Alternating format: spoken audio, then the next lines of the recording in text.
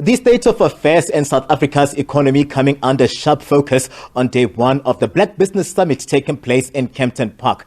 This has seen, of course, various role players in the business sector, the economic space and government also coming through to try and take stock in terms of where South Africa is. We're marking 20 years since the introduction of the Black broad-based business or Black broad-based economic empowerment policy that was introduced in the country to ensure that at least Black businesses get the best out of what has been happening here. But there's been a variety of impediments that have seen slow growth to the economy and just businesses not getting the best out of the space that they find themselves in. I'm going to reflect with former minister, that is Mcebisi Jonas, who joins us this afternoon. Just reflect with us. He formed part of those that were just giving the panel discussions and issues centered around the economy. You presented a couple of scenarios that you say really all of this are just conundrums to the economy and impediments in terms of where we need to be. Welcome to the SABC. Thank you very much. Thank you very much.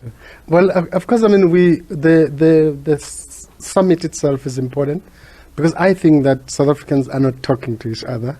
And I think sometimes when we do talk to each other, we talk opposite to what we're saying. So my view is, and I think I expressed it quite largely, we've got to create some national consensus on a couple of issues. I mean, the first is growth agenda.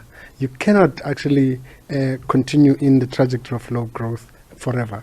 It's not sustainable. So how do you kind of grow the economy? What are the necessary steps to do that? I try to outline what I think are the critical elements of some new growth agenda.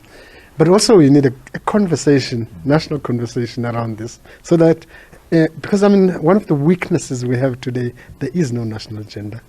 And until we define that, even on the issue around geopolitical dynamics and foreign relations and all of these things, we need to embed them on national interest. And that's the first point that I think I was trying to. The second point is that, I call it the second conundrum, is around the inequality. Growth and transforming the economy and growing the economy go hand in hand. You cannot have growth without transformation, cannot have transformation without growth. So inclusivity is at the center of what we need to do. But we need concrete measures to deal with it. And it's not just like we think about asset redistribution or all those sorts of things. It must be embedded on a growth strategy. Equally, the growth strategy must be embedded on a transformation strategy. We must be clear about what are those measures to reduce inequality. Education is key. Creating an ecosystem to support small and medium enterprises, an ecosystem that supports entrepreneurs is a part of that broad agenda that we need to build. But again, let's get society talking and so on. The other kind of thing we emphasize is the political conundrum. Yeah. I think we have a country that the participation in election is an interesting indicator that people are checking out of the political system. Or should I put it differently? The confidence in the political system is declining, and it's as reflected by elections. And that's a dangerous situation to be in, because that energy could be transferred to any other thing that could happen. So it's very, very important that we ponder over what is it that makes people less interested in voting, even registering, some of them registering for voting, as it were. And I think it also undermines the legitimacy of the state, because then you say, whom are you representing, as it were, if that's the case. But I think in the broad terms, I would summarize and say that, the energy certainly is a big issue, and also the transition and pivoting into green industrialization is something that we need to take care of. But fundamentally, I guess, the big message I was saying, South Africa needs a new conversation. We need a national conversation. I don't think it's going to be solved only by voting and other things. We need to get South Africans talking about a new vision for the country.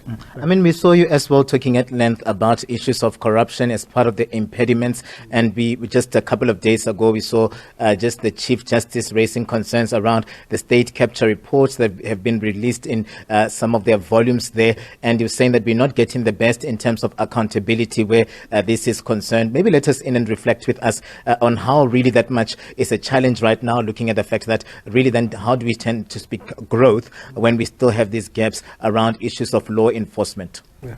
Look, I mean, the point again I made in the conversation is that state capacity is undermined by corruption, particularly at the local government level. I mean, it's becoming clear that the dysfunctionality you see in many municipalities is interlinked with corruption and of course the continuing thing. The point I was making though is that I think you need a very clear strategy as government and as a country about how we reverse the damage caused by state capture. It is not visible. Maybe it exists, but it is not visible in my mind. I mean, that where you see that there's a concerted effort, systematic effort to try and reverse the damage caused by state capture.